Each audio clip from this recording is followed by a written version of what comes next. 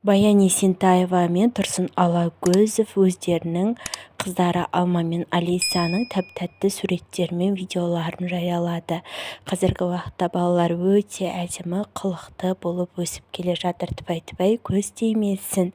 Балдардың тәп-тәтті қылықтары мен ерекше баурап алатын тәтті мінездерінің, күлкілерінің қарап отырып балаларға тіпай-тіпай көз тимесін деп тамсанып та қарап қоясың.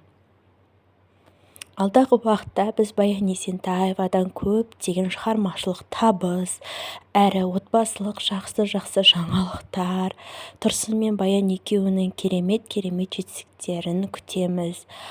Ал қазіргі уақытта Алма мен Алиса өте жақсы және де тәп-тәтті балапандар болып өсіп келеді.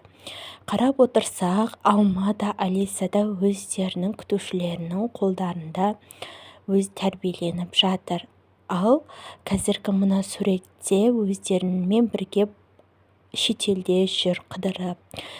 Тұрсын Алагөзов өте мейірімді, қарапайым, жомарт, ержүрек, отбасына өте мейірімді әке екені мына суреттен көрініп тұр. Баян Есентаева да өте тәп-тәтті қыздарын ұстап, неге осылайша шетелде қыдырып жүр.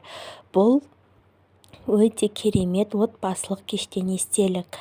Алдағы уақытта біз сіздердің отбасыларыңызға табыс тілейміз, үлкен шығармашылық жетістік тілейміз, бар жақсылықтарды тілей отырып сіздерден үлкен жетістік пен жаңалықтар күтетінімізді, ешқандай да сіздерден жаманшылық көрмей, тек жақсылық көруді нәсіп етуді тілейміз. Ал мына жерде Алма мен Алиса самолетте кішкентай бүлдіршін қыдырып отыр. Дәл осындай видеолар сізге қызықты әрі пайдалы ұнап жатырса, менің каналыма тіркеліп лайк басып кетіңіз. Неге балалар өте әдемі, тәп-тәтті. Алиса папасына ұқсаса, Алма мамасына ұқсайды.